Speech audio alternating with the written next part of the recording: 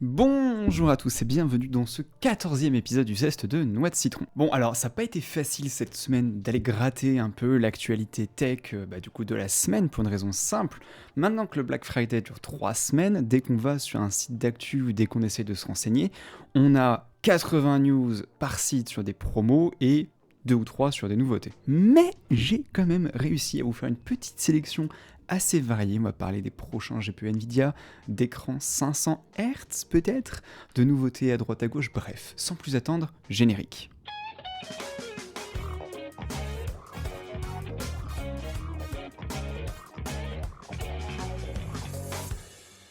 Commençons avec une news qui concerne la marque ASRock, parce que suite à une petite mise à jour du pilote Intel Platform Power Management, on a pu avoir un gain allant jusqu'à 13,23% en gaming, et ça c'est pas mal du tout. Alors c'est vrai uniquement pour ceux qui possèdent des cartes mères ASRock Z890, avec donc la nouvelle génération de processeurs Core Intel Ultra. Ce qu'il faut savoir, c'est que ce nouveau pilote va permettre d'ajuster dynamiquement la fréquence et la tension du processeur en fonction de la charge du système, et c'est ce qui va permettre d'obtenir une meilleure gestion d'énergie et de performance. Comme je vous le disais, ça peut aller jusqu'à 13,23, donc c'est pas un gain que vous aurez de manière stable dans tous vos jeux. En tout cas, pour une mise à jour gratuite, c'est toujours intéressant d'avoir un gain que ce soit de 5, 10 ou 13,23%. Passons ensuite à une news qui concerne Pokémon. Donc je vais afficher un visuel qui est un peu flou, je suis désolé si vous m'écoutez en podcast, mais je vais quand même vous l'expliquer à l'oral, ne vous en faites pas. Il y aurait, j'ai bien il y aurait parce que pour l'instant il n'y a pas eu de com officiel, mais un événement Pokémon X McDonald's du 4 décembre 2023 au 21 janvier 2024 avec des cartes Pokémon exclusives à collectionner. Alors là où ils ont été malins, c'est qu'ils ont divisé cette période en 7, c'est-à-dire que ça va aller du 4 au 10 décembre, du 11 au 17, du 18 au 24, du 25 au 31, du 1er au 7 janvier, du 8 au 14 et du 15 au 21. Ça serait donc un ensemble de cartes exclusives qu'on pourrait retrouver du coup dans les Happy Meal. J'attends de voir ce que ça va donner, j'attends encore des infos un peu plus officielles, mais bon, ça m'a l'air bien avancé comme rumeur, donc on pourrait s'attendre à quelque chose de cohérent. Il y aurait donc 15 nouvelles cartes à collectionner, dont 6 qui seraient holographiques, et ça serait dans des boosters qui devraient contenir 4 cartes, dont une holographique. Pas encore plus d'infos, apparemment on devrait avoir le type dragon qui est mis en avant, on sait pas trop, avec des Pokémon comme Dracofeu, Dracolos, Rayquaza, mais aussi du Rondoudou, du Pikachu, de l'Evoline, Octali. Voilà, on va attendre encore un peu pour avoir plus d'infos. En tout cas, si vous aimez la collection, si vous aimez Pokémon, voilà, en tout cas, restez en stand-by en décembre et en janvier, il devrait y avoir du nouveau. Ensuite, moins drôle, mais un sujet qui traîne depuis très longtemps. Est-ce que vous saviez qu'il y avait beaucoup de bazar à propos des constructeurs, des fabricants d'imprimantes, mais surtout de cartouches d'imprimantes, puisque ça fait des années qu'on parle d'obsolescence programmée, en particulier pour les imprimantes, puisque si vous n'utilisez pas des cartouches d'encre exactement de la même marque que votre imprimante, elle aura soit une durée de vie plus courte, soit elle ne fonctionnera tout simplement pas. Et on constate aussi très souvent qu'il reste encore de l'encre dans la cartouche et que pourtant l'imprimante vous dit « Ah ah ah, c'est dommage, vous n'avez pas assez d'encre pour imprimer, vous devez racheter une cartouche. » Et bien entendu, racheter une cartouche au prix fort alors qu'il reste encore de l'encre dedans. C'est très frustrant. Ça fait des années que cette histoire est sur le tapis, et juste pour vous donner un ordre d'idée, si on fait le ratio entre le prix de la cartouche et le prix du litre, une cartouche d'encre d'imprimante, ça correspond à 7500 € par litre. C'est considérable. Et sachant qu'il y a énormément de bridage, qu'il soit matériel avec des puces ou logiciels, eh bien il y a des associations et des organismes, un peu comme l'association HOP, qu'on entend très souvent sur divers sujets, qui a donc déposé une plainte contre l'entreprise HP. Entreprise qui en plus paradoxalement se veut comme l'entreprise technologique la plus éco-responsable et équitable au monde, du moins c'est ce qu'elle a comme projet d'ambition. Je trouve ça un peu exagéré dans la mesure où HP, comme d'autres, fait partie de la longue liste des constructeurs qui jouent énormément sur des bridages logiciels matériels sur leurs imprimantes. Donc après, je sais pas ce que vous avez vous comme imprimante chez vous, si vous avez déjà été contraint par ce genre de choses, mais je trouve ça un petit peu abusé. Et justement, le problème, c'est que ça fait un peu, je vais pas dire jurisprudence, mais on va parler de ça comme de l'obsolescence programmée, parce que factuellement c'est le cas, puisque c'est enregistré, c'est-à-dire que votre imprimante va avoir en mémoire, je vous dis une bêtise, 200 impressions possibles, quel que soit le niveau d'encre qui vous reste. La 201e impression que vous allez faire, l'imprimante va vous dire non, vous n'avez plus assez d'encre. Alors qu'elle ne sait pas quelle quantité d'encre vous avez utilisé, enfin du moins si elle peut le savoir dans certains cas, mais elle s'en fiche un peu de savoir quelle quantité d'encre vous avez utilisé pour les 200 premières pages, si c'était des photos ou juste du texte, ou juste des demi-pages de texte, elle s'en fiche. Si elle a un compteur d'impression, eh bien dès que vous avez passé l'unité supérieure de ce compteur, boum, il vous dit il faut changer la cartouche. Ce qui est pourri, parce que d'un point de vue écologie, déjà, c'est complètement nul, puisque du coup, vous jetez de l'encre qui pollue, qui déjà pollue à produire, qui pollue à recycler, et en plus de ça, des cartouches génériques auront une durée de vie plus faible alors qu'elles sont censées fonctionner tout aussi bien. Donc voilà, je vous partageais cette news où l'association Hop, donc portait plainte contre HP. Je vous laisserai soin de regarder plus en détail le dossier si jamais il vous intéresse. Pour la news suivante, on va parler un peu audio avec les Danois Bang & Olufsen qui ont présenté un peu en avance sur une nouvelle norme européenne qui devrait arriver en 2027 sur la réparation des écouteurs intra-auriculaires avec la possibilité de changer la batterie. Alors, c'est très bien. Le seul inconvénient, c'est qu'on reste sur un produit assez cher, on est sur un produit neuf à 499 € TTC, c'est quand même pas donné, même si effectivement il a l'argument d'avoir une batterie amovible et une batterie un peu plus facilement remplaçable par des réparateurs, c'est quand même vraiment très cher. Surtout qu'ils mettent en avant le côté un peu audiophile du produit, pour avoir sur mon Discord pas mal de gens de cette communauté audiophile. Généralement, les écouteurs intra-auriculaires, c'est très loin d'être ce qu'ils préfèrent, ils vont plutôt être sur des casques ou des systèmes hi-fi avec des enceintes, des haut-parleurs, etc. C'est assez rare qu'ils soient promoteurs de ce genre de produit. En tout cas, moi, ce qui m'intéresse, c'est que déjà, je vous fais passer l'info qu'il y aura une nouvelle règle européenne sur la réparation qui rentrera en vigueur en 2027, où les utilisateurs pourront faire remplacer un peu plus facilement la batterie des appareils nomades, même si c'est déjà le cas depuis très longtemps sur des smartphones ou des ordinateurs, sur des casques, des écouteurs ou des enceintes portables, c'est toujours un petit peu plus compliqué. Donc à côté de ça, on reste aussi sur un produit qui est très performant en soi, vous en doutez, à presque 500 €, on a de l'USB-C, on a de la recharge par induction, on a de la réduction du bruit, on a une bonne autonomie. Mais voilà, on reste sur un produit assez onéreux, mais qui garde pour lui l'argument marketing d'être quelques années en avance en termes de droit à la réparation, et c'est pas mal. En revanche, pas de détails sur comment ça va se passer. Est-ce que, oui, on peut changer la batterie, d'accord, mais dans quelles conditions? Est-ce que n'importe quel type de réparateur pourra y avoir accès? Quelles seront les facilités pour faire réparer la batterie? Est-ce qu'il faudra forcément les envoyer au constructeur? Pour l'instant, j'ai pas l'info. Si vous l'avez, je veux bien que vous la mettiez en commentaire, je pourrais peut-être faire un commentaire épinglé, mais en tout cas, sachez que ça existe.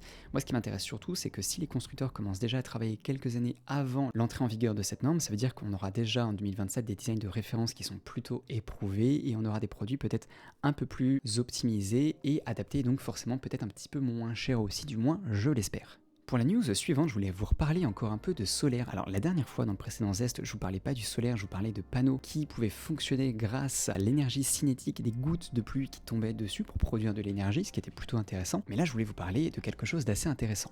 Le cap des 2 TW de production grâce à l'énergie solaire a été franchi. Mais là où c'est intéressant, c'est que le cap des 2 TW, même s'il a été franchi que récemment, la moitié a été fait en seulement 2 ans.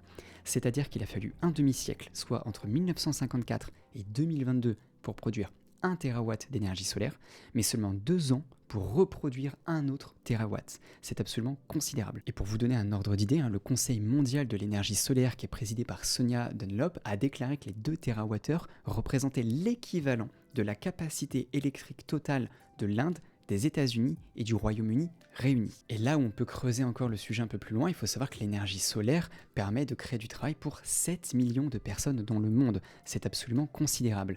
D'ici 2030, ils estiment une production de 8 terawatts, ce qui serait absolument là aussi énorme. Mais je le rappelle, l'énergie solaire, ça reste une énergie qui n'est pas propre, puisque ça dépend surtout de comment elle est fabriquée. Et là, malheureusement, elle est très souvent fabriquée en Chine avec des centrales à charbon, ce qui détruit en fait complètement l'intérêt écologique du produit.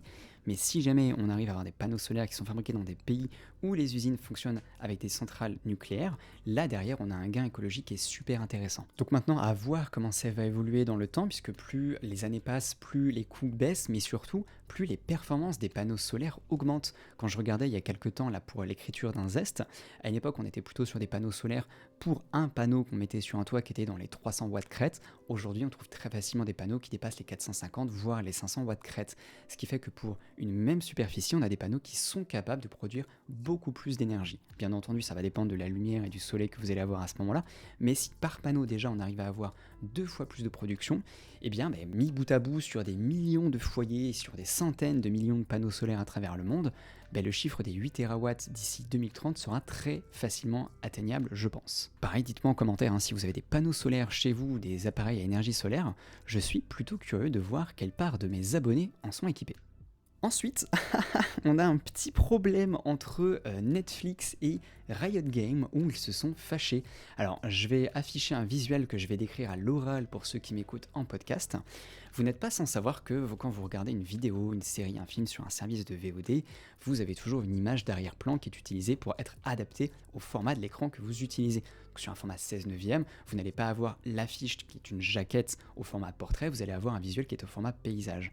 Le problème, et c'est ce qui nous concerne dans le cas présent, c'est que Netflix a utilisé l'IA générative, je vais vous expliquer ce que c'est dans un instant, pour adapter un visuel qui était au format portrait au format paysage. Et ça, malheureusement, ça ne passe pas. Et ça ne passe pas pour une raison toute simple. Il y a donc des artistes qui ont travaillé à la réalisation d'une affiche, et cette affiche, qui est donc parfaite puisqu'elle est réalisée par un humain, par un être humain, a été modifiée en utilisant un système d'IA qu'on appelle génératif pour créer un environnement autour de l'image. C'est des choses que moi j'ai déjà utilisées, notamment dans des vidéos précédentes dans lesquelles j'animais des fonds d'écran que je partageais ensuite sur Wallpaper Engine, donc je n'étais pas l'auteur de l'image de base, et je le précisais très bien d'ailleurs dans les descriptions des vidéos, mais j'utilisais l'IA générative pour créer un décor autour du sujet afin de l'adapter sur des formats 21 neuvième, 16 neuvième ou de pouvoir l'utiliser dans des fonds d'écran en 2560 par 1440 ou en 4K par exemple. Le truc c'est qu'en fait l'IA générative va étendre, comme je vous le disais, l'image en se basant sur le sujet, et là vous allez pouvoir mettre un prompt, c'est-à-dire écrire des fois quelques lignes de texte pour guider l'intelligence artificielle afin d'avoir quelque chose qui est plus précis dans votre demande. Donc si par exemple vous avez une image qui est comme là en mode portrait, vous allez demander de créer 40% de surface en plus à droite et à gauche, et bien elle va analyser votre image et elle va créer du coup un environnement qui est cohérent avec ça. Sauf que très souvent, il y a des problèmes, notamment au niveau des mains, au niveau de certains membres, ou, parce que l'IA n'est pas encore parfaite, il y a des problèmes de raccord. Et là, malheureusement, ça se voit très bien. Encore plus si du coup vous avez cette image qui est affichée en grand sur une télé de 55 ou 65 pouces. Et là où c'est compliqué, c'est que Alex Chamiri, qui est en charge des marques chez Riot Games, a publié un tweet dans lequel il disait « J'apprécie que vous ayez partagé ça, nous avons une politique stricte sur la non-utilisation de l'IA dans la série Arcane, car c'est un immense manque de respect à l'encontre des artistes incroyables qui ont travaillé sur la série. Cette image est une erreur et a été retirée depuis. » Alors, on n'a pas encore les tenants et les aboutissants de qui chez Netflix a utilisé ça pour l'adapter à l'image. Très certainement une erreur, ou alors ça a été fait volontairement pour réduire des coûts parce qu'en fait ils ne se sont pas rendus compte qu'ils n'avaient pas le visuel adapté à ça, donc ils ont créé quelque chose vite fait et qu'ils ont balancé. On ne sait pas pour le moment. Mais dans tous les cas, la faute incombe à Netflix. Avant-dernière news de ce zest, on va parler un petit peu d'NVIDIA. Alors, c'est compliqué parce qu'on est encore sur de la rumeur, même si elle commence à être avérée, puisque la présentation, du moins la date de présentation et de sortie, devrait pas tarder à arriver. On a des infos d'ailleurs officielles sur le Brésil, où il pourrait y avoir des infos en fin d'année 2024. Je m'attends plutôt à des annonces au niveau du CES, donc début 2025. Mais là où ça m'embête, c'est que les dernières rumeurs font état de puces beaucoup plus grandes. On pourrait avoir une surface de la puce 22% plus grande que la RTX 4090. Ce qui m'embête là-dedans, c'est que déjà la 4090 est gigantesque, comme un peu tous les GPU modernes, puisqu'il y a un système de refroidissement autour de la puce qui est considérable, mais surtout que si derrière on a une puce qui est 22% plus grande, c'est-à-dire qu'on va avoir un système de refroidissement qui sera lui aussi plus grand, puisqu'à moins d'avoir un water cooling custom, eh bien c'est des contraintes physiques. Si vous avez une puce plus grande, il faut aussi un système de refroidissement plus grand. Même si on a des technologies avancées, il n'y a rien de vraiment magique. Encore une fois, à part un water cooling custom qui lui va drastiquement réduire l'épaisseur et le format, le volume d'un système de refroidissement, à partir du moment où on utilise de l'air, ça prend de la place. Donc avec une puce 22% plus grande, déjà on peut s'attendre à un produit plus cher, parce que il faut le produire, c'est des quantités de puces supplémentaires, c'est une carte électronique plus grande, des matériaux plus importants, et donc forcément un prix de revient qui peut être plus élevé. Et au-delà de ça, si la puce elle est déjà 22% plus grande, que le système de refroidissement est plus grand, quelle place est-ce que ça va prendre dans un boîtier PC? Est-ce que dans les boîtiers de moyenne tour actuels, une 5090 pourra rentrer, ou est-ce qu'il faudra forcément de très grands boîtiers, c'est-à-dire des boîtiers grand format? Je ne sais pas. À voir, je le rappelle, les gammes 90 sont vraiment des gammes soit pour les gamers les plus fortunés ou les plus exigeants, mais à la base, les gammes 90, c'est vraiment fait pour de la création. C'est le haut de gamme premium qui existe chez le constructeur, chez Nvidia. C'est pas non plus fait pour se retrouver dans des formats mini PC ou dans le setup de monsieur et madame tout le monde. Mais malgré tout, même en bossant en création, on peut avoir le plaisir ou le loisir, ou l'envie ou même la contrainte d'avoir des boîtiers qui ne sont pas de grande taille. Donc à voir, je suis très curieux de voir ce que ça va donner au niveau de la présentation de ces GPU et surtout quelle sera la taille, parce que c'est là que ça va nous intéresser, des RTX 5060, 70 et 80 qui elles seront bien évidemment les modèles les plus vendus du constructeur. Et enfin, pour la dernière news, alors la semaine dernière, rappelez-vous, je vous ai parlé d'LG qui commercialisait un modèle très performant en OLED, mais là on a Samsung qui pourrait répliquer avec un écran en 500 Hz. Alors on serait sur un moniteur en 2560 par 1440 en 27 pouces, ce qui nous donnerait 108-110 dpi. J'arrondis parce que je ne sais pas si c'est 27 pouces pile ou si c'est du 26,5 ou autre, donc 108-110 dpi, un grand classique. Mais 500 Hz, c'est absolument considérable. Il n'y a pas encore d'infos sur les prix, gardez en tête que le G6 actuel de Samsung qui est à 360 Hz se trouve entre 6 et 700 € selon les offres, selon les promos. On a aussi MSI avec la même dalle en QD OLED qui est souvent dans les 650-680 € en TTC, donc c'est certain que en sortant modèle 500 Hz, il ne sera pas à ce prix-là, ou alors il faudra que les 360 Hz baissent considérablement de prix, ce dont je doute très fortement, donc on pourrait s'attendre à des produits vendus aux environs de 1000 €, sachant que l'écran qui pourrait être équivalent chez LG est à 999 $, je ne sais pas si c'est hors taxe ou TTC, et surtout qu'il n'y a pas la conversion euro-dollar, ni d'autres taxes, etc. Donc à voir, mais ça risque de coûter très très cher. En tout cas, les fans d'e-sport, les fans de compétitifs qui ont des configs adaptés pour cracher du 500 fps stable et constant dans leur jeu, auront un écran OLED dédié à ça.